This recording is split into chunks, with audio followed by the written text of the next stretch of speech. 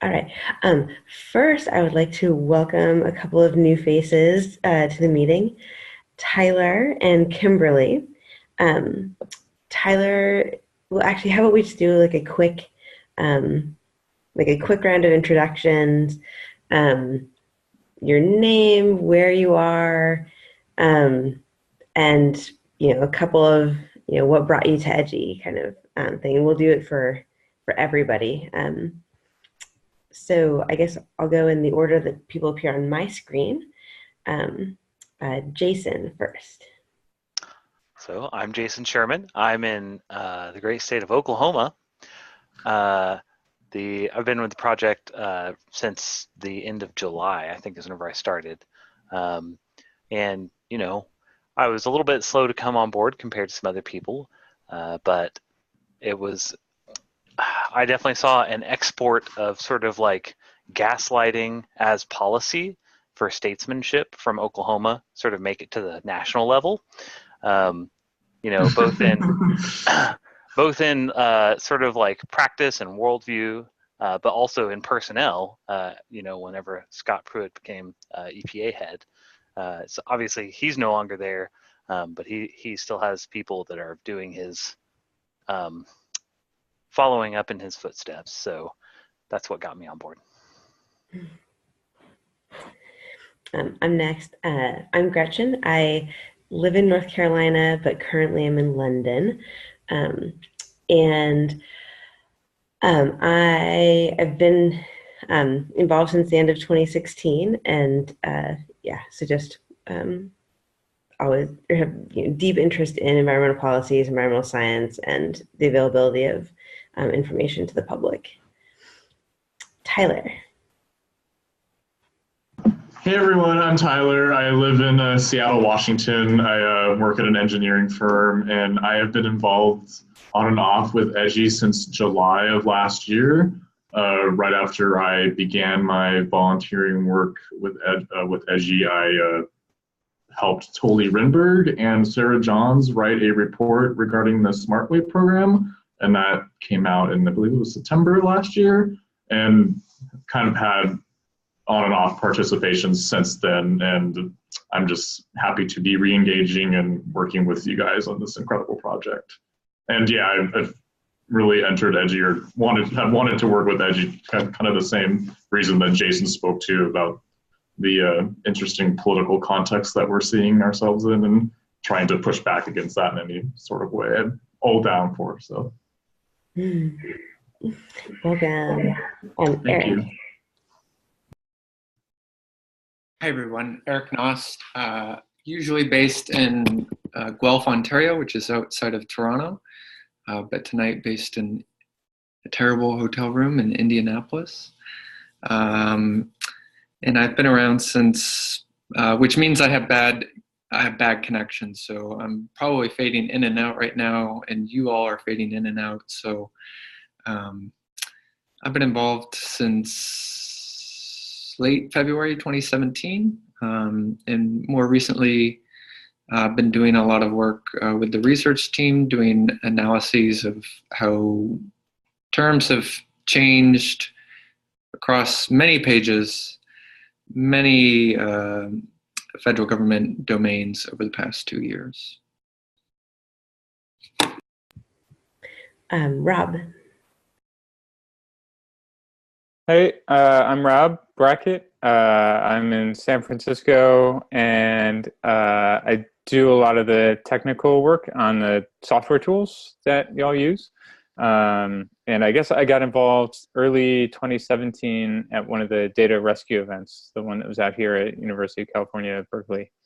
I went to that, and halfway through the day, wound up talking with Toli and Andrew and Matt Price, and they got me involved in the web monitoring side of things. Kimberly. Hi everyone, I'm new to the team.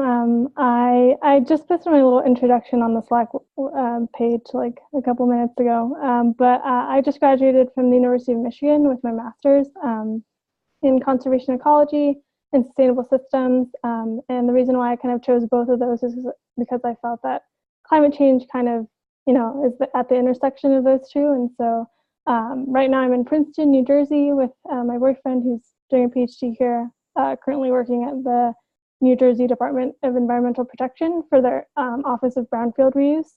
And so that's been good for experience, but I am like looking for full-time opportunities because that's just an hourly temporary position. And yeah, I'm really excited to just learn a lot through kind of monitoring and also like, pushing back against the administration and keeping them accountable. And so yeah, I'm excited to like work with all of you and just learn a lot through this experience. Welcome.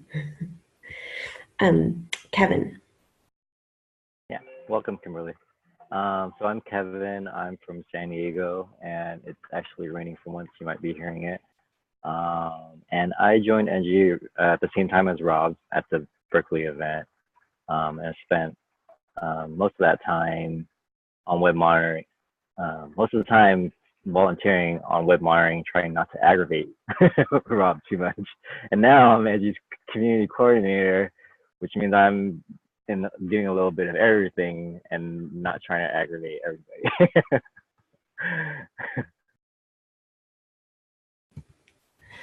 Well, no aggravation here. All right. So let's see.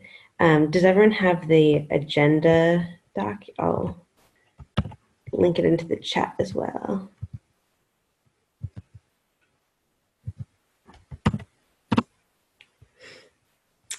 Did anyone have important changes they wanted to bring up this week?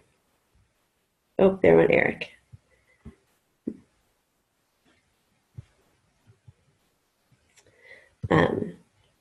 I did not continue my spot checks this week, so I had no changes to bring up. Okay. But we have a couple of announcements. First, I wanted to mention that we are having an in-person gathering January 8th, the night of January 18th through the afternoon of January 20th in Toronto. And there is funding available for, welcome back, Eric.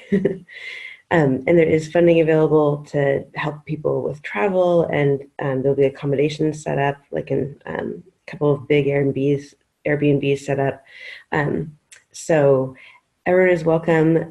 Get in touch with me if you, or Aparna, or Kevin, if you are interested in coming, and we can, figure out the funding, travel funding and all of that. But it's open to everyone, and I think it's gonna be fun.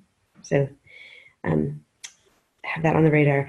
And then the other announcement I wanted to bring up is, I mentioned this in Slack a while ago, and it's been a conversation within web monitoring for a long time, since the beginning of web monitoring.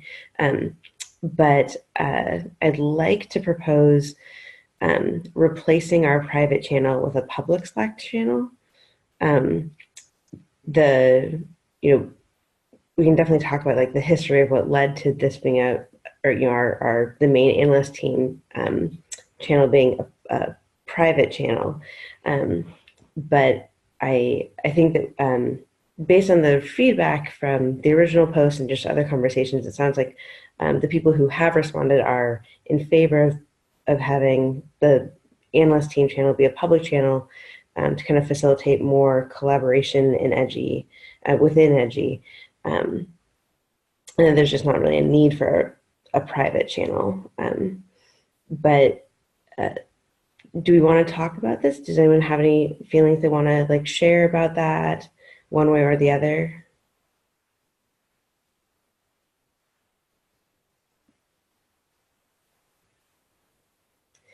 The reason it had become a private channel was basically wanting people to be able to talk freely about the web monitoring changes they saw in this channel, and not be worried about somebody else like tweeting out about it or something, or like sharing a change that hadn't been vetted yet. And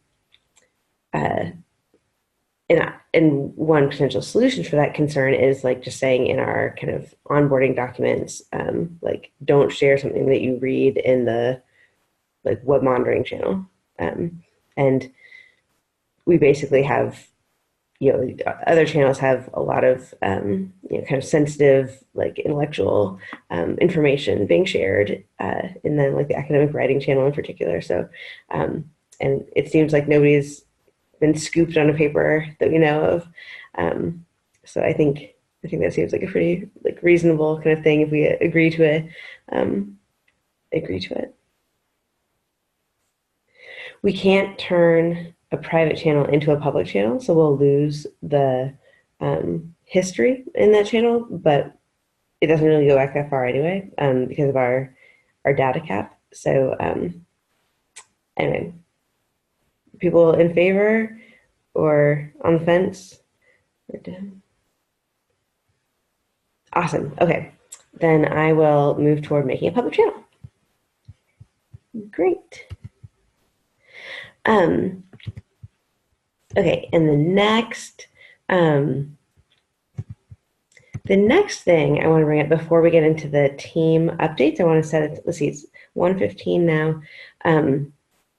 So set at least probably 20 minutes on this before going into the other sub-team updates. Is the goal 2019 goal specification. And this is what has been brought up in Slack a bit, but basically trying to get to the more clarity on what stepping back and synthesizing and documenting what the boundaries of the documentation and contextualization that we want to do are. Tyler and Kimberly, some background on this is that we as a team had a couple of meetings where we shared kind of our visions for the future of web monitoring, and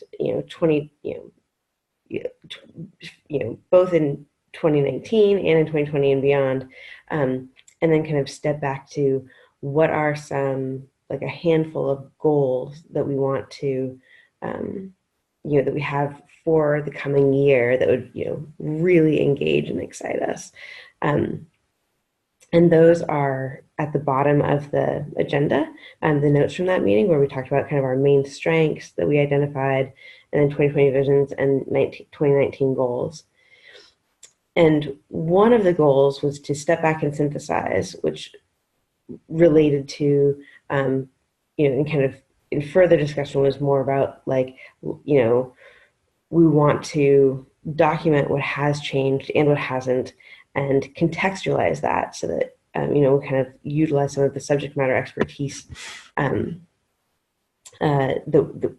we as a group have, and that EDGE as a whole has, and so, but that can be a really big thing, saying, okay, we're going to document like how the government web presence on environment has changed.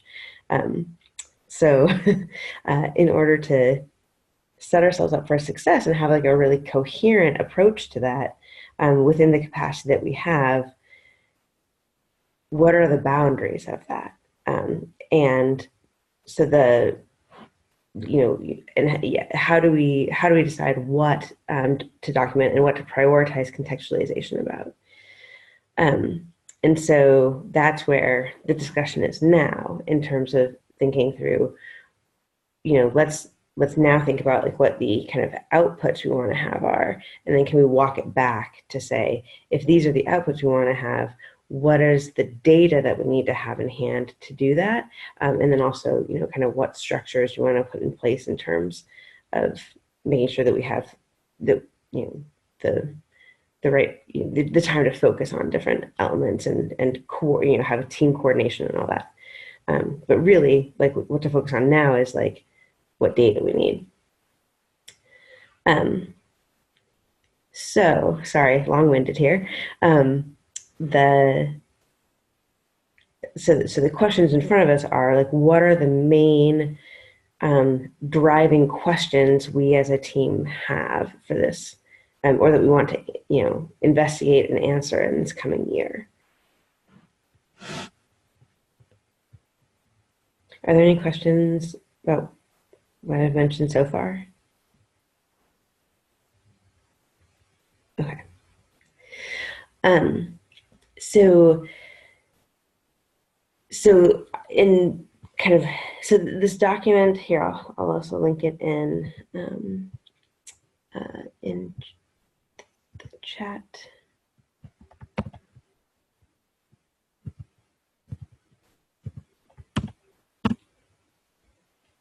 So this document is, kind of meant as a working document, sharing ideas, and basically like recaps, everything that I just said, also puts out on paper, and has kind of divided some potential research questions into kind of 3 levels based on their breadth versus specificity. And the first section, thinking about like what are some really broad topics that we want to, or kind of broad scope question, that would be, a lot of pulling in a lot of data, like in the term analysis that Eric's done, and the majority of that data would be more computational, not necessarily doing a lot of like, point specific contextualization, but using kind of the contextualization of the whole of the 30,000 foot view, of how terms have changed, how, another example would be like how the interlinking of web pages has changed. Those are the main 2 examples that I've got in the top of my mind, but I'm sure we could think of others there too. Like the other example I put in here of like, if we could tell from URLs like what the focal matter of a web page are, like if we have more or fewer web pages purported to focus on a certain issue or not. Those sorts of things. There'd be a lot of automated analysis. And so I think that as a team, we should choose like a couple of those to focus on. We'll definitely be doing the term analysis. And then there's probably room for like at least one more kind of like really broad synthesis kind of thing. And then on the medium scope, what I would think of as a medium scope would be something more like kind of based on the important changes that we found, and then also pulling in other things too, but things where there is kind of an intermediate level of contextualization based on what both what else is happening on the web pages, and then also what we see in terms of important events or legal events, regulatory actions, political events, those sorts of things. But to draw in some of that that real world context also.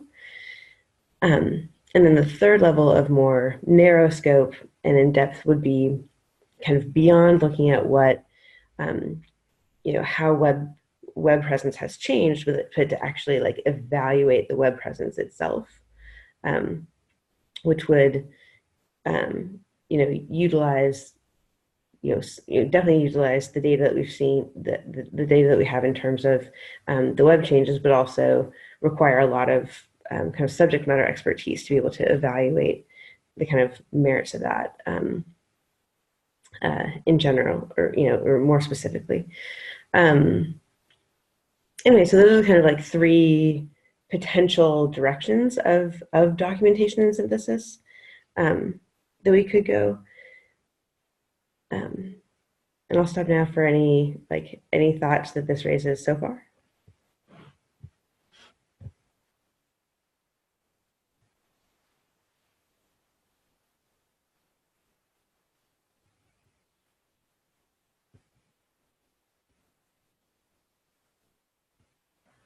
So in terms of the narrow scope stuff, have we talked with any folks in other parts of Edgy who might have a lot more some of that subject matter expertise about what particular things might be like the best to take a look at, and whether they'd have time to help guide us on that? Because I think we haven't had a lot of like really deep expertise in any of these things on the actual analyst team a lot of the time.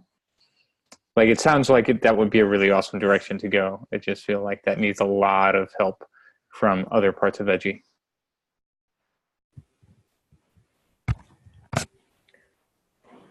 Yeah, totally. And the answer is no, haven't talked to anybody. And yes, that would absolutely be necessary. Yeah, Eric? I mean, we'll get to this later, but I mean, we've started talking with the interviewing team about enforcement. That kind of feels like a narrowish kind of report. Maybe not, but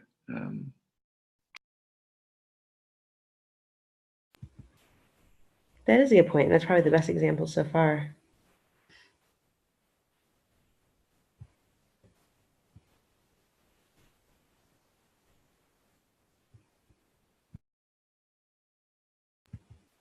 A couple of medium term or medium scope things that we've talked about that I think are interesting would be things like doing a broad or a more comprehensive report on how the changes we've seen with regards to international cooperation, international partnerships, and international priorities. We've seen, at least on EPA and I think on global change, global change, EPA, and a couple of other places that I remember from early on, that we've seen a lot of changes with regards to international cooperation, and especially with our like isolationist mentality. Might be really interesting.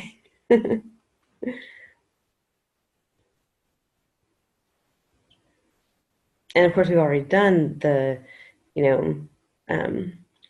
changing the digital climate 100 days report. And I think, also, so if there's another, if there's follow up there or more that we want to say on that topic, also, there's a lot of foundation for it.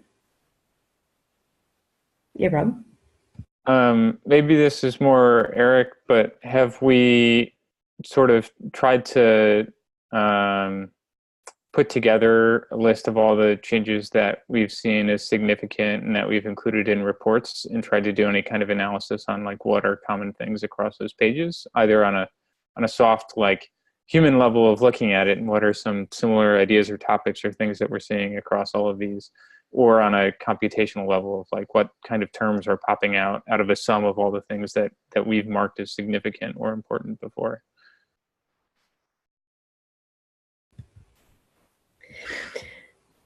And that's an awesome idea.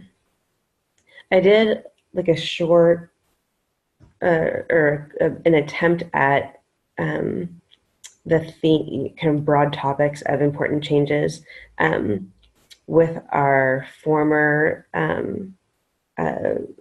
categorization scheme, and it turned out to not really provide the information that it wasn't as substantively of interest so much. I think just because of the categorization scheme itself and what we could capture there and the kind of lack of use of topics. So we're only working on a very small data set within that. And it's been a little bit tossed around of like what the priority of recategorizing those first like 1,600 changes into the new categorization scheme is. But it's definitely something that I think if we decided to go that way, I think it'd be very doable. And we just have to be careful on the like describing what our data set is, as it's like the kind of breadth of what we've been actively monitoring has changed. And so the little bit of accordion of that makes like your research methods section a little tough, but I think it's doable. Like all those are like details that are doable. Jason, did I see you? Yeah, it was just a thought sort of along the lines of what Rob was saying, like that may not be feasible based on our ability to be retrospective, but it would be very interesting to see, yeah, if we could find the diffs that were sourced in a report and retroactively do automated analysis of based on what we have now compared to things from that we had at that time that didn't make it into reports, and see if there's anything we could do to float those kinds of things that we thought were good enough that they spurred us to report on before, to help separate those out. But just thinking about, like, I know that my recollection is that we know when things entered the database, but I know also that we're retrospectively able to go back, like with stuff that we get from Wayback Machine. So that might be a little tricky to actually even figure out that set of stuff from that time. And I don't know if I sort of actually started to just go never mind myself. So I'm going to stop talking now. Well, I mean, for what it's worth, I think that might actually be a very useful project, at least on the technical side, because that's actually we haven't done much to try and baseline that priority value and understand anything more than a feedback from the analyst. How do you think it's doing for you so far? Way, but that's like a good way to compare it to what was actually considered important before, and see whether it matches up to what we've actually done in the past. So I don't know how much that contributes to like the analyst team, web monitoring at large, reporting on stuff, but that does seem like a really useful technical activity. If we have a useful set to sort of walk backwards from the report, like if there's a meaningfully arranged bibliography sort of the diffs that spurred those reports. There's one doesn't exist right now, but it's definitely doable, because most of them came out of notes docs where we did save them, so it's not that hard. And those that didn't, we can go back and find based on searching for the URL, this in the reports. And we're only talking about like less than 30 reports, so it's not with a handful of of diffs in each one. Yeah, cool. Okay, that's definitely doable. Are there any other topics that seem like Aaron Lemlin put it really nicely one time when he said, last year was a conversation about climate change. What's this year's conversation about? Are there any other like topics? Is it still a conversation primarily on climate change? I mean, in many ways, yes, but like, are there other conversations as well? I've seen a really interesting conflation of clean air and climate change that's been happening in from the executive side through social media, of sort of saying like, well, we don't have particulate problems, so we don't have climate change problems. And I think that's an interesting, in a bad way, thing that's happening.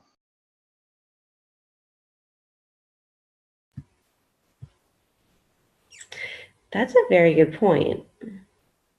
And a lot of the rules that are being discussed right now, like the mercury rule and the most of the mercury rule. I guess ozone, they're also going to have a look at that again. I mean, I think if nothing else, that's an interesting theme within which to couch a lot of things. Is like, to what degree are we seeing, if we're seeing information on pages we monitor and stuff, conflating a lot of like different ideas together in a way that reduces clarity or increases it or whatever. I don't know.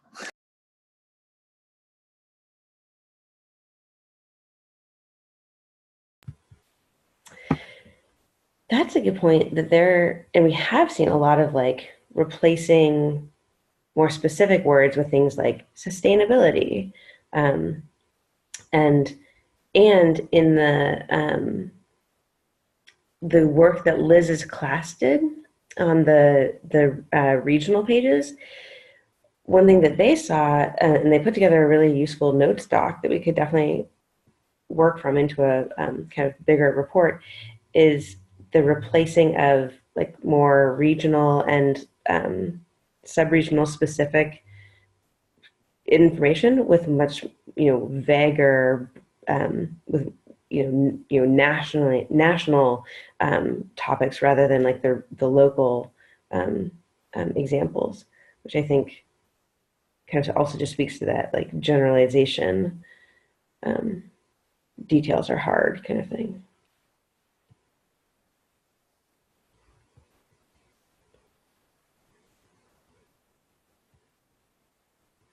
Tyler, I know you are really watch environmental policy pretty closely. Are there any things that kind of jump out at you as kind of emerging conversations that we want to keep track of or weigh in on? Right, yeah. I think one area that we could possibly focus on is the kind of the attack on federal lands in the West. The Department of the Interior specifically and the Bureau of Land Management has been leasing, like has put out to bid millions of acres of federal land for oil drilling. So I think that could be possibly an area to focus on. That's millions of more acres than the Obama administration, to say the least, and not all of it's been like bidded on by these various multinational oil corporations or even local oil companies. But I think maybe scoping that a little bit more could be a possible avenue to focus on. And I know I've seen a lot of like articles in the media from like High Country News and Outside Magazine that have delved into this issue, and like the New York Times has touched on it too. So maybe that's something that we could also focus on, because they're doing it at a really rapid pace, and there's been little resistance, from from various quarters to it. So yeah. On a related note, are there things we have seen, or is it something we should, if we were interested in that topic, things that we should focus on monitoring, like pages where information about like the bidding process and the leasing process for that sort of stuff is listed, and whether the character of how that's listed or what gets listed has changed? Mm-hmm. Exactly.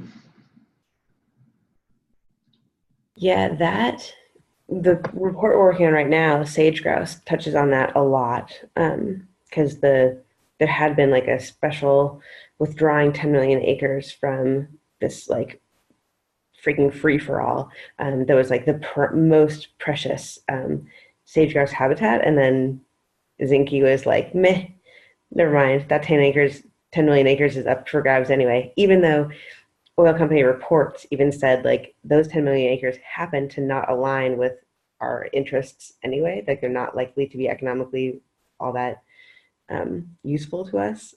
But yes, that's the way. One thing we did, I should ask Justin if I think we do still have all these like leasing pages in BLM, but it's like a lot of it's like because it's constantly changing, and it's like a lot of leases. So I think the general plan was like, let's just not look at those. But we have a record, thousands and thousands of records of that we could dig into. And there was also a large expose in the New York Times about the administration's proposals to drill in the Arctic National Wildlife Refuge. There's a subset area of the Arctic National Wildlife Refuge on the Bering Sea that's it's going to be cordoned off for oil exploration, and I think it's called like the 20051 area, and that's the from what I've understood from this article I was reading is stating that like the administration wants to get like oil companies up there drilling before the 2020 presidential election in case of a case of the actually if a new administration comes in. So I'm sure there's a plethora of pages that we could look into that specific issue up in Alaska specifically if we wanted to. Can I interject for a second? Yeah, kind of just going along with what everything you're saying. Something I've also seen pop up is like the Endangered Species Act. I think is maybe was under threat, and so that kind of just goes along with all that land conservation stuff.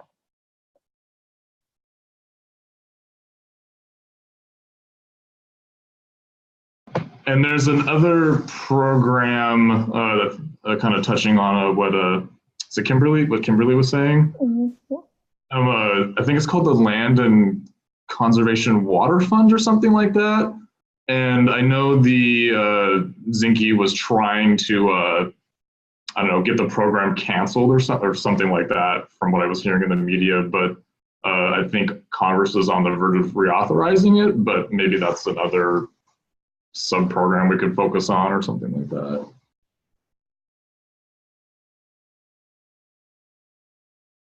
Awesome. Okay, I'm going to write up. I haven't been typing in the notes, but I'll write up all these ideas. I think these are awesome. And we have a lot of good material for what we want to, we can vote up or down or even just do some initial exploration to see if it's going to be something that pans out into what we want to like really focus on or not. But I think that's, oh, thank you, Kevin. You're so good at doing that. Okay, awesome. We've got some big ideas. We've got some medium ideas. We know we need to talk about to people who want to have any like narrower ideas. Great. Okay. So I think based on time, should move along. Okay, report writing team. We are having our next meeting this Friday at 11 Eastern. The Migratory Bird Treaty Act report. We are still like kind of waiting on this journalist, but apparently she's got a big story that this is a part of. So, hopefully it'll come out soon. The sage grouse report, we just had a meeting today. Justin Shell and Marcy and I had a meeting about it today and are doing some revisions based on the content review, and then should be finalizing that in the next like week or so. And then Eric and I met with Leif, who was the lead author on the interviewing team's enforcement report, their big report recently, and to show them the water enforcement page change that we looked at in this meeting last week, and we decided that it was we should do a report and then a blog to follow it. And so I haven't started writing the report yet, but I'm going to have at least a notes doc drafted and hopefully a report on it drafted for the meeting this Friday. Dev team. I'll just jump into the very short version of the update, and then Rob can, I'm sure, go into any details on things people are interested in, since he is doing the majority of the code writing that's been making improvements to Scanner. The short version is like what's happened most recently has been we've been continuing to try to work on improving the reliability of the Wayback Machine imports. And that's kind of a big deal because currently the money for Versionista is going to end. We have two different Versionista accounts. One of them ends on the 20th and one on the 23rd of December. So, there's only so good that Wayback imports can be because the way Wayback Machine works is very different than Versionista. It's not a commercial product designed to deliver us this stuff, but we're making good progress on getting it to be as good as it can be for what it is. We've definitely had a lot of talk about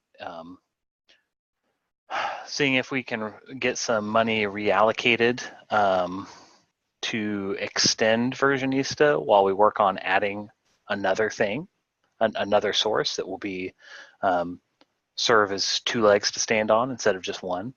Because I think with our recent discussions, that's kind of where we landed, that it would really just be better if we could have more than one source of data. Because Versionista is not perfect either.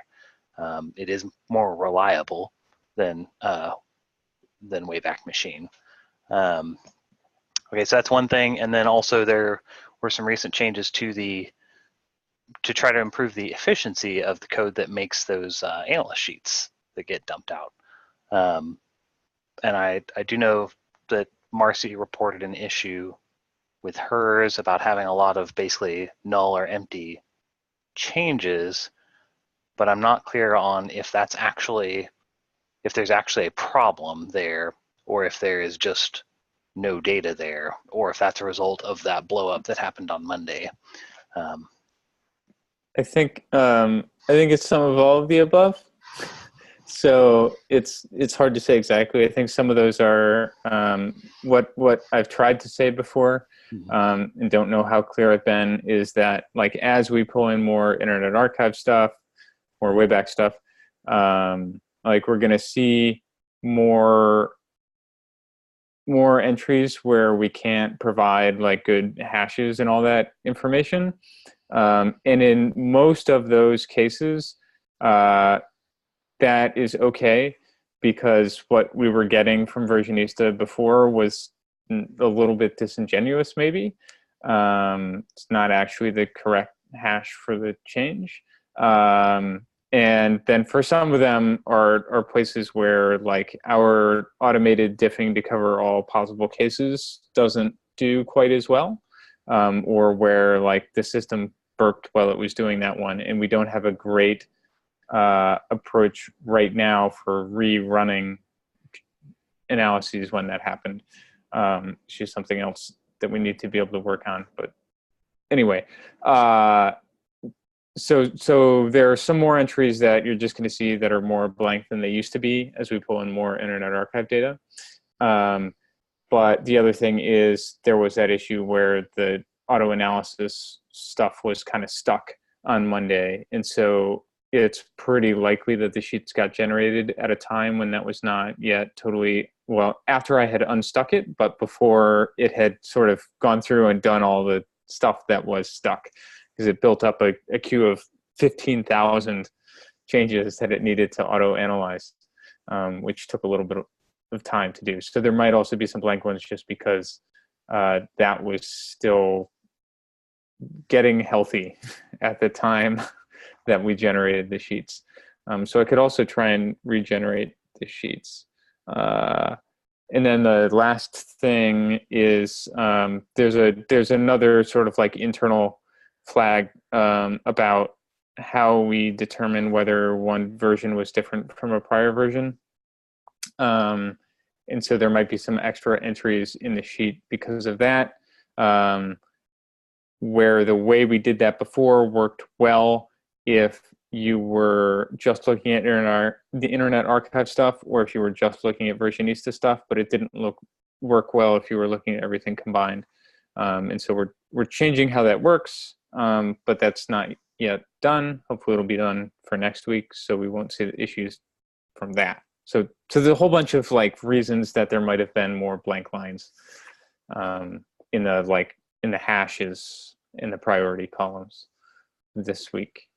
Yeah, and Rob, the only reason why I brought that in particular up is because I wasn't clear, Gretchen, if Marcy pinged you after, because she pinged the web monitoring channel, and I wasn't clear if she pinged you after Rob's response saying, "Buh." Oh, I'm not sure either. Okay. I was napping. Yeah, I'm not sure either. I should check. Yeah, so she may have just sort of been kind of shooting things out across all the channels simultaneously.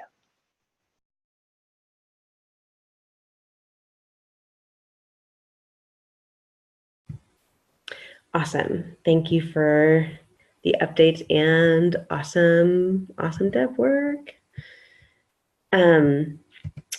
Next is analyst team. So with the changes that you're seeing to continue gathering data this week, of course, the priority value in the column will be automatically captured when you're filling out your analyst sheet for any important changes that you see. But also just I would love everybody to kind of just also mentally take note of it to see what are the priority values for both changes that you're like, oh, that's definitely an important change, things that like are interesting and like kind of the substance of them kind of influences whether or not it's an important change or not, but just to kind of start getting a sense for what that the algorithm makes for different changes that you think are interesting or important, with the ultimate goal of being able to kind of set a threshold below which we don't bother monitoring, to kind of improve efficiency for the team as a whole, to improve efficiency. So we like just can see, okay, we know these changes are like source change only, and and that's gonna be like less than 0.1, and then also these changes are very, very rarely something of interest if it's like below 0.2 or but just so that we get a handle on what would be an appropriate threshold were we to go that route. So anyway, that's just an ongoing exercise, but please pay extra attention. Yeah, Rob. Just to note, in case people aren't clear on it, it is important to keep in mind that in the priority column, a blank is different than a 0. A blank means either we couldn't analyze it for some reason, or like the system broke when we tried to analyze it, versus a 0 means we actually looked at it and assigned it a 0 priority. So a blank means we don't really know. It could be high or it could be low. If there are ones you look at that like really should have been clearly categorized highly that are blank, I would love for people to please send me the URLs of those from Scanner, so that we can figure out what might have gone wrong, and fix that. Awesome. Eric, you want to give the research team update?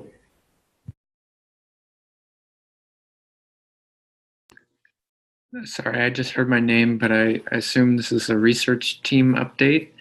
So we met on Monday, and we had a really good, productive meeting, and it was focused around, the whole day was productive. It was focused around really trying to structure an outline for a report documenting the term analysis that we've done, reporting on the term analysis that we've done. And so we just sort of, Marcy, Gretchen, and I spitballed some ideas about how to structure that. We came around to sort of a 3-part structure where, first we'll look at, okay, how did these term changes break down by type of agency, regulatory or non-regulatory? And then, for different terms like climate change or wildfires or resilience. And then how did the term changes between 2016 and 2018 break down in term by sort of politicization of the term? So more left-leaning terms versus more right-leaning terms, right? So the hypothesis being that the more left-associated terms decreased, the more right-associated ones like energy independence increased. We get this kind of sine wave graph or whatever. Gretchen, you explored that recently, and maybe it wasn't as fruitful as you thought it might be. So maybe that won't be in the report. But that's the structure we were kind of thinking. And then finally, actually digging into one particular topic and explaining how the use of different terms and the presentation of material around that topic has changed over the past 2 years across all of the pages we're looking at, right? So, that's climate change. We have a set of terms that are about the impacts of climate change, mitigation of them, adaptation to them, and regulation of climate change. So just sort of walking through, okay, how have terms related to the impacts of climate change changed over the past 2 years? We've seen an increase in the use of wildfires, a discussion around wildfires on FEMA's web pages, but decrease in DOIs. So what's up with that? How have terms related to mitigation, clean energy changed? We've seen decrease of nearly half of all uses of clean energy over the past 2 years, system-wide, I think. So, just sort of walking through that. So that's the structure we're planning on.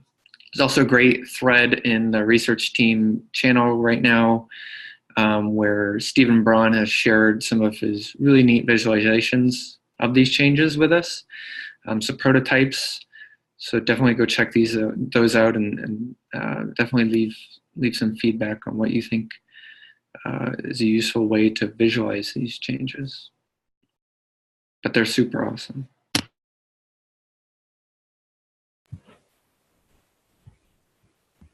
Awesome. Yeah, the visualizations are neat. One of them is like a sort of DNA, like DNA mutation with the term changes. It's super creative. And Marcy and Eric and I talked a lot about like, a bridge as a metaphor and like our crumbling infrastructure, and could be good things there. Under miscellaneous, some of the items brought up recently, one was the idea of like, we're seeing a lot fewer web changes in general now, and, to plot kind of a frequency graph of web changes we've seen versus like week, and then kind of to mark like major things like when Wheeler was appointed or stepped in as acting director, and kind of other things to see if we see kind of like breaks and slopes at these different points. I started playing around with that and kind of quickly ran into if we do total changes, then we're dealing with like DOI happened to have a web maintenance party, and there's a spike there, and so it's a little misleading. Like Tyler had his sheet this week had 950 something changes because DOE, EERE like having fun, and so that doesn't seem like it would be all that useful. But then if we do only look at the important changes, then that also the kind of accordion effect of what we are actively monitoring and kind of the web monitoring team capacity as that's fluctuated, that'll influence that as well. So anyway, so yeah, I'm a little stuck on exactly where to go with that, but that's where that is. The other is networking, and we did decide that we wanted to kind of do more networking both within EDGI and with other organizations to help with contextualization, and maybe at the point at which we like have a notes doc ready to see kind of get some feedback on like, is this an interesting change that we should like invest the time of making a report into and, work with an organization that already has the subject matter expertise. So there's a little bit less of a spin up on that for us. You can learn in the process and also have more dissemination avenues. And I think that's really vital to what was kind of one of the underlying themes of our 2020 and 2019 visioning is like being more public with our work. And I think, expanding our dissemination avenues is key to that. Anyway, so no progress on it yet, but thumbs up for networking. Eric, you keep going in the dark. It's so funny. Oh yeah, Kevin. Just related to that networking idea, and then we talked about this briefly at the dev meeting today, but Science to Action is they're holding up that workshop or planning to hold a workshop in March and wanting to see what scanners like and then the process of identifying important changes, like what's the criteria we use. Would you want to do like a certain, like a demo for them, like beforehand, like in January, and then go over that process, like the kind of like a training, like a pseudo training, pretend that they were going to be analysts and have a training for them just as a precursor to the workshop. I feel like it'd be great because they're all climate adaptation and mitigation scientists. And then we could also ask them just like, hey, like if you know any interns or students or whoever you're working with that might be interested in monitoring, you can ask them to spread the word about it as well. But it's the audience that's just like waiting there for us. So if that makes sense. If you want to do that, Gretchen, I can try to reach out and like see if we can get all their contact information. Yeah, that sounds great. I'd be happy to. Cool. Go community coordinator.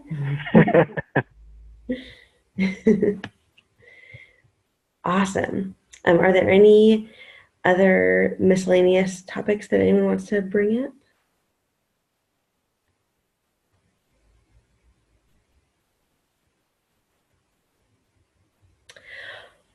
Well, we have completed the agenda. The rest are recap notes from the All Edgy meeting. And a reminder that the All Edgy meeting is open to everyone and is weekly on Thursdays from 12 to 1 Eastern. And so there'll be another meeting tomorrow. And I know Jason's going to give an update on Scanner, then. Yeah, and we completed the whole agenda. We made it. Yay! Awesome. Well, thank you all for coming tonight, and it was nice to see all your faces. Yeah. And I hope you have a good night. All right. Good evening, everybody. Thank you. Thanks. Take care.